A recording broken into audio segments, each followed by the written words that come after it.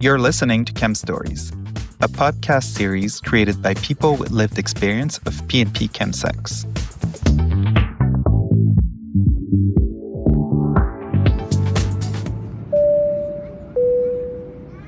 Hi, my little stars. This is Captain Patrice welcoming you aboard Chem Stories Airlines on our YHZ Resilience flight. On this second Halifax departure, host Andrew introduces two experienced flyers, Stephen and James. Our flight plan forecasts a two-part conversation exploring the themes of sexual abuse and consent within chemsex settings. We'll be underway shortly, so please make sure to keep your hearts and minds open at all times. Keep your prejudices securely stowed, as this flight is a judgment-free zone, and prepare for takeoff. Should you experience turbulence while listening to this podcast, please visit our list of resources and services related to P&P chemsex in the episode description and on chemstories.ca. Thank you for choosing Chem Stories Airlines, where the journey is always a trip. Welcome to Chem Stories, the podcast. This is a space by and for those who participate in chemsex or party and play. Our purpose is to confront the stigma by sharing honest, diverse experiences. I'm your host, Andrew Thomas. I use he, him pronouns, and I run the support group, or the former support group, P&P Project, and I've done a fair amount of work around chemsex, as well as lived experience. Today we're focusing on the Halifax scene, and we're tackling one of the most difficult and critical subjects, sexual assault and consent within chemsex. We'll explore what P&P looks like here in Halifax, but more importantly, we will have an unflinching conversation about consent. This is a necessary conversation. If you need support, resources will be in the show notes. Our goal is simple: to educate, validate, and protect our community. Let's start this conversation. This is Chem Stories. So I have here Stephen and James. Do you want to tell the audience a little bit about yourself, starting with you, Stephen? I'm Stephen. I live in Halifax right now. I'm mid-30s, he, him, from Nova Scotia. I grew up in one of the rural communities, I guess, in Nova Scotia. Yeah, and I guess like for her, on paper, from a good family, close with my parents, close with my siblings. Yeah, and I guess how that relates to chemsex is that maybe I have my own assumptions of what, at a time, what addiction could look like or where it could manifest. And it manifested in me regardless of, still having a lot of support. And I've been in recovery now for 5 years. And yeah, have been, I guess, relapse free for like 3.5 now. So I got sober 5 years ago to the treatment facility then. And then my next relapse is only for a month, but it just, it was wacky. So I ended up going back into treatment, and it seemed to stick that time. But again, it's all unpredictable. So, I guess things are going well enough. Yeah. Thank you for sharing that. And James? My name is James, also from Halifax, Nova Scotia. These he, him pronouns. Yeah, I guess I kind of want to preface anything I say with just the notion that P&T, chemsex, substance use, whatever, is really complex. And even within myself, I oftentimes say things that I kind of believe and are kind of true, but there are many different angles to it. So it's I'm never really getting the whole picture. I feel like in recovery, I'm finding pieces of a puzzle, but on their own don't really make sense. So if someone listening to this podcast, if I say something that you don't agree with, and I might not either, that's cool, that's fine. But yeah, I've been in recovery now for 2 years this month, which is really cool. And I think the last time I used was a while ago, 2024. So I'm really happy about this year and how well that's going. Yeah, I kind of got into substance use weirdly. I also was raised in very good family. No longer speaking to my family, so I don't know if that's true. But raised in a Christian home, not a whole lot of like emotional support. When I started like experimenting with drugs, nothing seemed that bad. Like I tried smoking weed, hated it. I tried Molly, that was fine. Didn't really get hooked or addicted. It's just like that was fun, feel good. Mushrooms, like coke, many things. And I just thought because I've done all these things, I was like invincible to drugs. Somebody once offered me a pipe, didn't know what it was, had no idea what a meth pipe looked like, but smoked it, didn't feel anything, was awake for a while, but like otherwise I was like, all right, well, I can smoke meth, I can do whatever. I am invincible to drugs. But then one fateful evening, brought a bag of Coke to a hookup and he starts cooking it. And I didn't know what was happening. But again, I was invincible to drugs, so it didn't matter. I remember thinking, like he said, oh, I just like mine cooked. And I'm like, okay, like toasting a marshmallow. Fun fact, turning cocaine into crack is not like toasting a marshmallow. Very different effects. But yeah, things kind of spiraled from there. Lost a lot of money really quick and fucked with a lot of my life really, really quick. And without any kind of preparation, it was like, I didn't think this would ever happen to me, but it did. It sucked. Thankful that I had friends who were more knowledgeable than I and like were able to offer some resources. But yeah, it's been a long struggle and feeling great now, but I still think kind of every day's a bit of a challenge that I've been meeting, which is nice. And I feel like things are under control. Like, still have a lot of cravings, but I know how to kind of handle them and cope in easier ways. But at the same time, I'm like just a second away from using anytime. Yeah. Yeah, it's constant work, isn't it? Thank you for sharing that. And Stephen, did you want to share a little bit about your first foray into chemsex? Yeah, sure. I feel like it was like pretty typical of, I guess my first like chemsex would just be like, I mean, I know it's not what we typically think of as the chemical for sex, but it would just be like alcohol. When you're 17, 18, alcohol was like a easy way for that barrier to break down. I feel like people at least the same age as you're experimenting with alcohol, but then you're also experimenting as gay guys too, for the first time. And it seemed like that was the only way really to facilitate intimacy.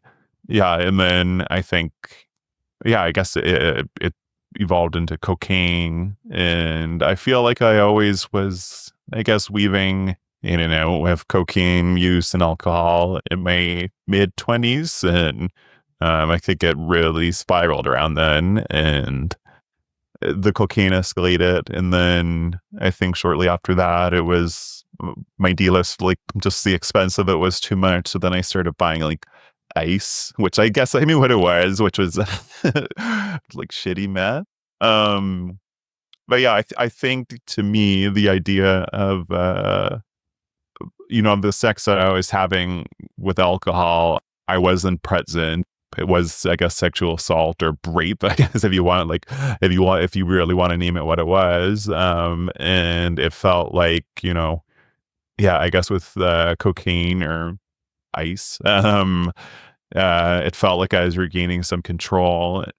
And then that control was like, that's what took control is like, I remember looking at a calendar once and just seeing that, I had been up for more days than I had been asleep. And I guess just kind of the revolving door of men at that point too. And that the men I was seeking out were like deeply closeted men a lot of the time too. And I was reliving a lot of like early childhood sexual trauma. So yeah, it's a journey. I guess with this many years, now like the cravings are not really there, or they're not as present anymore, but I don't really know how to revisit intimacy. And when I have, it has been kind of more like cruisy atmospheres. I don't know how to, I guess, access a more intimate sense of sex without chems yet.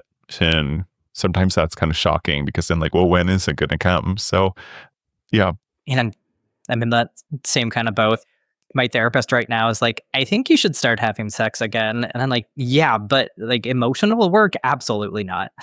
It's like a very small group of people that I'm comfortable saying like, yeah, I would like to have sex with you, but I got a lot of rules and I don't want a relationship. Can't even really guarantee friendship right now, but like I would like to do some really deep emotional work with you and then maybe never talk to you again.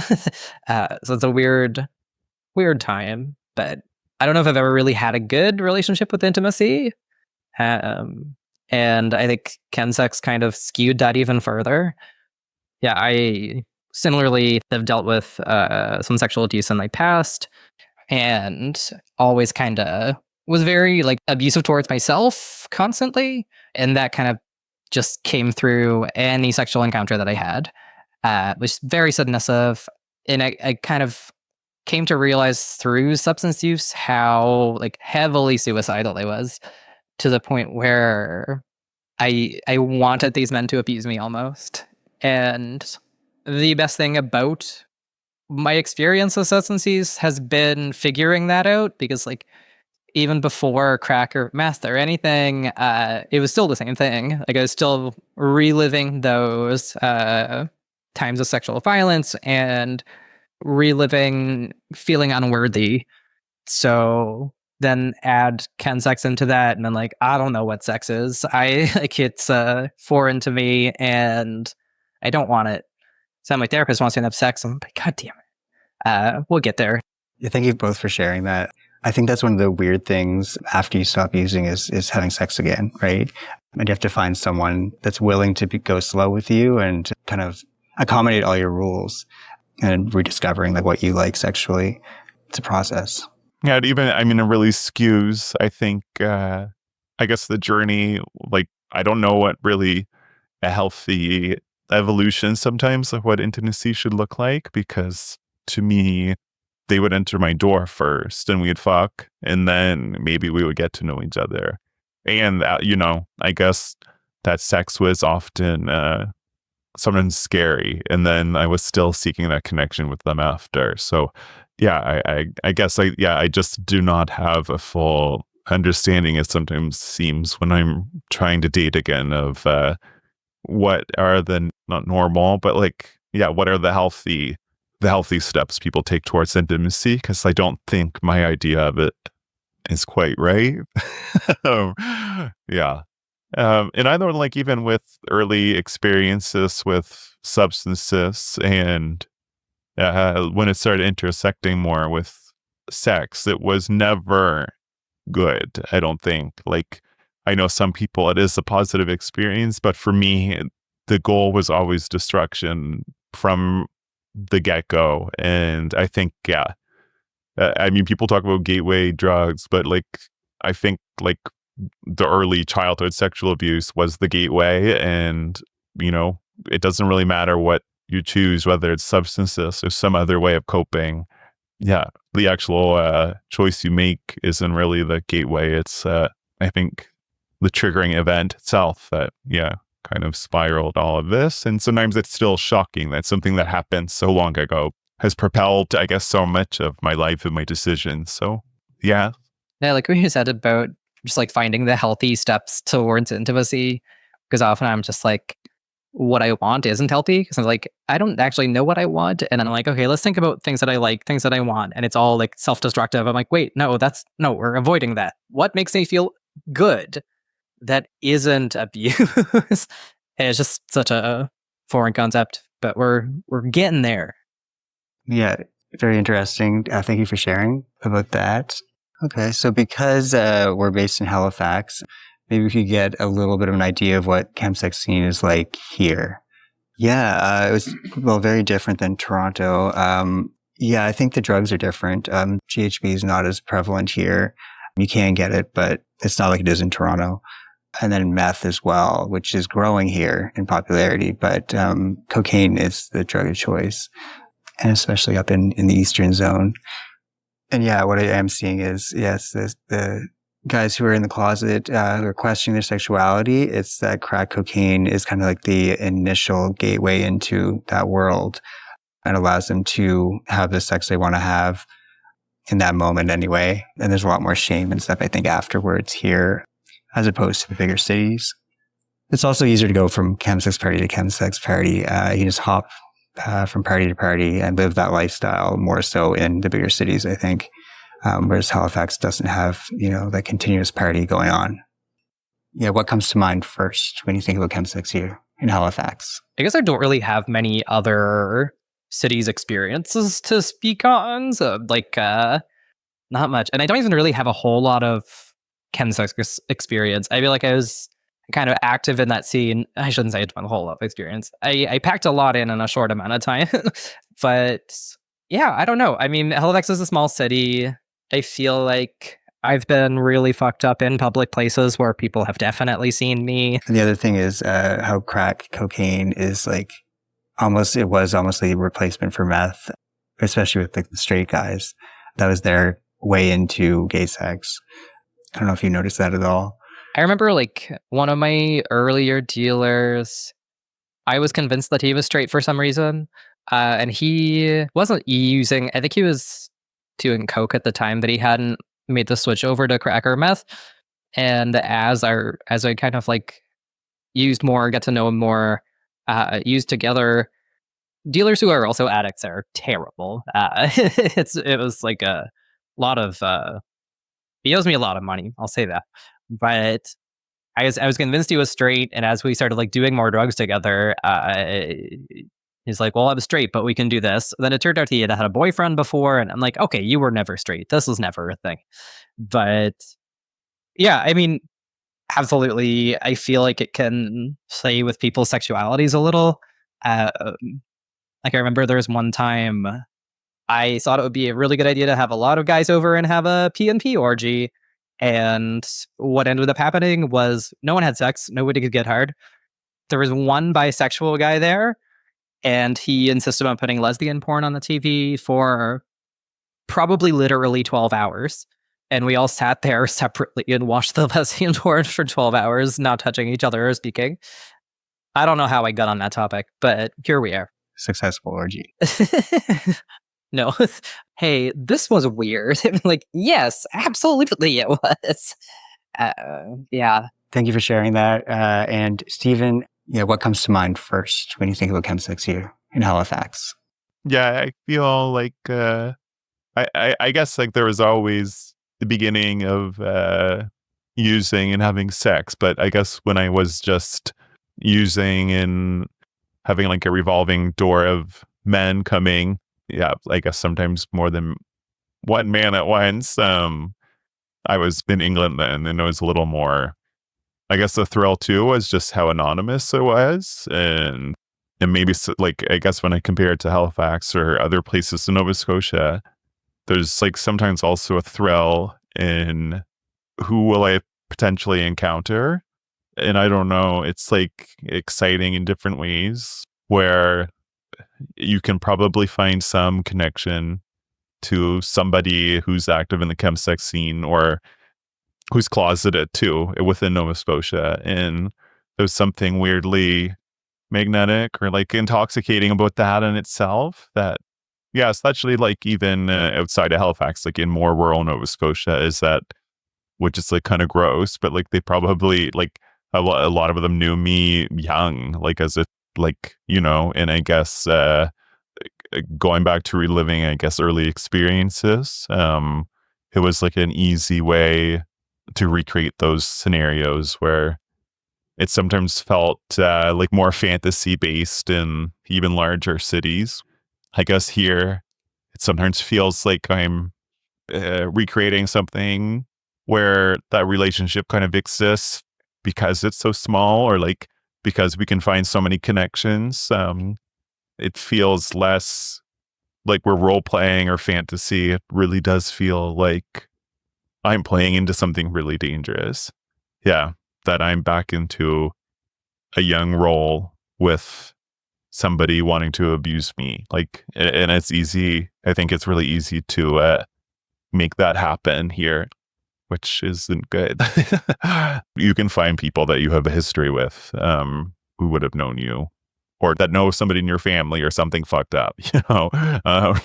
Yeah, you can make really fucked up things happen. And maybe that exists everywhere. It just seems easier when you're creating chemsex in the place that you're from. So maybe that's the same for anybody from a big city. I guess just when I was using in bigger cities, because I wasn't from there, it did just feel like some of that stuff really was role play. And because I had no context for that person, but here I have context for that person and they have context for me. And it doesn't feel as fantasy based anymore of what we're recreating. So thinking about your sexual trauma, when you first had started drinking, I think is what you had mentioned, to be kind of checked out. I guess how was that appealing to someone who's experienced sexual aggression? Yeah, like, I guess going back, like my first sexual experiences were, like I was too young to get consent to an adult. And then I was like a very hypersexual child in a way. And I guess those early experiences are just so blurry in themselves. And it just like seemed to, you're so good at hiding, I guess, those experiences when you're young. And then I feel like predators are just like also very good at detecting people that they can abuse. Like it seems to be, you know, you might be hidden under the sand to everybody else at the beach, but it's like these guys who seems like have metal detectors and they can find you like that. So then I feel like, you know, with the alcohol use young and a lot of those, you know, sexual experiences with even appropriate people my age, like in university or, you know, later high school, it was also just very blurry, I guess, experiences. But I guess to me, that felt like what sex was supposed to be, like not remembering it. And I think that eventually, like, yeah, it takes its toll on you. And so, you know, cocaine felt like harm reduction in itself, that I was able to regain some of that consent, or at least I was awake during it. Like, yeah, I don't know. It's like at the same time, I feel like it's really just hard to process just how many of those experiences without consent happen. It was just, you know, 2 decades of it, really. Like it's really hard for me to calibrate how that's impacted me, because I think it's probably impacted me so big or like so hugely that it is just like part of who I am. Like, you know, it's just part of my history to such a degree. It wasn't just like this one event, it was multiple again and again and again. So I guess I have this topsy-turvy relationship with the introduction of chemicals after alcohol, because it felt safer than being passed out. I hear you saying it's kind of like a way to cope, but also a way to facilitate those experiences. Yeah, like I wanted to just fuck everybody.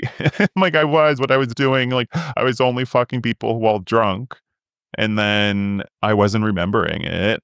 So yeah, like drugs, the introduction of stimulant type of drugs just felt safer, because I was going to engage in that hypersexual behavior regardless with substances. So these substances felt like a better way of coping, at least.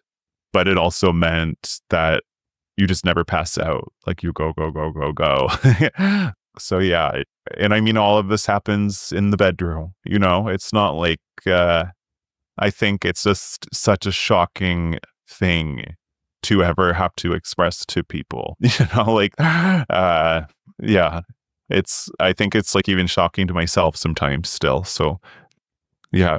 And is it like the drugs facilitate these experiences, make it you able to play out like a fantasy? Or 100%, like I would not have ever, because I know how damaging playing out these fantasies are, because I guess like I think I was like 10 or 11 with somebody like in an authority role, and it was like equally scary or like shameful at that age, but equally exciting. And I think it's like there's just so much shame admitting that you're a child. Like, you can't actually consent to those things. And I know that logically, but like, I think re-experiencing this or recreating this with people that, I could create a history within Halifax itself or make connections with. Yeah, I guess like I'm reliving that excitable part of that experience and never really working on the actual harm it caused. And it's just like an easier way to cope with it. Well, till it wasn't, it was never a healthy way to cope with it. But yeah, I think it was always just like pursuing that excitement. Yeah. Thank you for sharing that. And James? Yeah, I think for me, I don't know if the drugs made it easier for like sex itself, but it lowered my inhibitions to a point where I was able to express my desires easily. Were those desires healthy? Absolutely not. But when you're both on the same substance, you're both equally fucked up. The other person, maybe they're in psychosis, and you're just like, okay, so here's what I want for sex. They're fucking looking out the window and accusing you of having called the cops multiple times. And I'm like, yeah, but sex. Like, this is what I want. Yeah, I don't think the drugs ever made it easier for the sex itself for me. But definitely easier to not hold back on what I wanted. Because, yeah, typically, like sober sex before I got into PNT, it was very much either I didn't know what I wanted or I didn't feel comfortable expressing it. So with the drugs, it was like, I can express this. I can talk about this. We're all fucked up. You're probably not going to remember this shit. Great. So I guess it made it easier for communication, but to my detriment. You both expressed seeing people, I guess, in that scene now in recovery, how that's difficult. But that I noticed that it is small and gossip is a huge thing. Some people come in and they just talk and name drop. And so it's hard to maintain anonymity or not have your laundry aired. Yeah. I don't know. Halifax is small, and I frequently see some of my abusers or people that I've used with online, and because we met and like interacted and had those either TNT sessions or abuse sessions, and I was very into all of those things at the time. So I'm like re-seeing these people who know me a certain way, and they don't see any of those actions as like wrong or hurtful to me because I was into it. I like was consenting as much as I could. So it's like a constant reminder just seeing them and then having them kind of anticipating that you're going to want to do it again and again. Yeah, like some people are really receptive to being told no, some people are not. And yeah, a lot of the like, I guess, closeted older men, not always, but oftentimes they don't have maybe a strong concept of things like sexual assault. And I don't really want to explain it to you, but like, I just don't want to talk to you. But I do want to talk to you. So it's that kind of division of what do I want and is what I want healthy? The answer is no, but we're getting there. Thank you for sharing that. And Stephen. Yeah, and I feel like, with chemsex too, like you're all kind of revealing what your desire is, but at the same time, it doesn't mean that the other person is like also into that kink. It's I don't know. It can be a whole mishmash of these things that people are too ashamed to discuss with their actual partner, and then it exists in this hotel room. But none of you have the same kink. None of you have the same shameful desire, and like, so then you have to find an expert. Like, I don't know. Like, it's like you're looking for your like you're all needles. Needles in a haystack. I don't know. But I guess you're all looking for that hay and the needles. No, I don't know. But yeah, it just, I guess like it allows for many partners, but in hopes of like finding that one other person that can help you reach that thing you're really shameful about reaching with others. But again, it takes a while. But like that rejection is a lot easier to deal with than having it rejected by an actual person you're in a relationship with, because it is vulnerable to be like, this is ultimately what gets me off the most. And to have, and I think, because there'll be something you feel so ashamed about that, it might take a few months into a real relationship before you share that.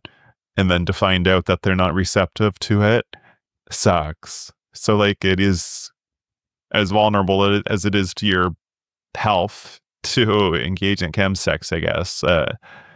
It feels less vulnerable emotionally, or like less dangerous in a way of what you want being rejected. But again, with Halifax too, like then you have this paranoia that the things you've shared will be revealed to others. Yeah. And I think even going into dating again, even with a normal or like in relationships that don't involve chem, I have this paranoia that somehow they've like been told what my ultimate fantasy is without me ever telling them what my ultimate fantasy is already. And then they might be partners that have never engaged in chemsex, but it just like it's a small community that I guess you're always looking for that reaching your kind of fantasy to get off as well. So yeah, one after another kind of thing until you do find that one person who kind of matches your desires, which can be frustrating. Attention all passengers, Captain Patrice speaking. We've reached our cruising altitude. We're now approaching the final leg of our YHZ resilience flight. Our Halifax host, Andrew, resumes his conversation with Stephen and James as they delve into the support services for chemsex within the Halifax community. More compelling stories await. Subscribe to stay updated. If you've encountered turbulence while listening to this podcast, please refer to our list of resources and services related to PNP chemsex in the episode description and on chemstories.ca.